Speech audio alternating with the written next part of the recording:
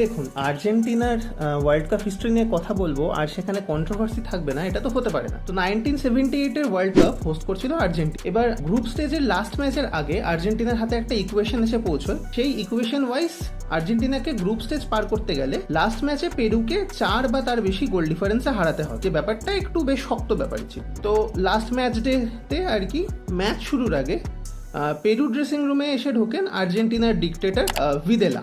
এবার that was quite a fishy thing. তো যাই হোক, ম্যাচ শুরু হয় এবং প্রথম দিকে পেরু বেশ ভালোই খেলছিল, কিন্তু আলটিমেটলি আর্জেন্টিনার কাছে 6 গোল খেয়ে ম্যাচ শেষ করে পেরু। এবার ম্যাচ শেষ হওয়ার পর সমস্ত ব্যাকল্যাশ গিয়ে পড়ে পেরুর গোলকিপার রামন কুইরোগার ওপর, নট বিকজ অফ তিনি 6টা গোল খেয়েছিলেন।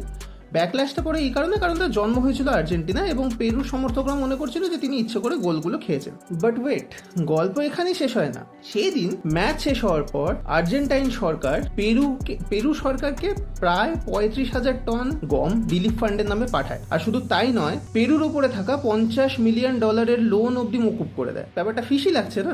আর ফান ফ্যাক্ট হচ্ছে, সে বছর আলটিমেটলি ওয়ার্ল্ড কাপও জেতে আর্জেন্টিনা। কিন্তু যাই হোক, সেই সময় আর কি সাউথ আমেরিকান যে নেশনগুলো রয়েছে, যে নেশনগুলোর মধ্যে ডিক্টেটরশিপ চলতো, সেই নেশনগুলোর মধ্যে একটা চুক্তি ছিল যার নাম ছিল অপারেশন কন্ডর। সেই অপারেশন কন্ডর অনুযায়ী আর কি এই নেশনগুলো নিজেদের যে সমস্ত রাজনৈতিক বিরোধী রয়েছে তাদেরকে মিউচুয়াল ভাবে গুম করতো। পরবর্তীতে 2012 সালে পেরুর এক সেনেটর তিনি আর কি আর্জেন্টিনার কোর্টকে জানান যে এই 1978-এর ম্যাচটা নাকি দুদেশের ডিক্টেটরদের মধ্যে একটা সমঝোতা ছিল।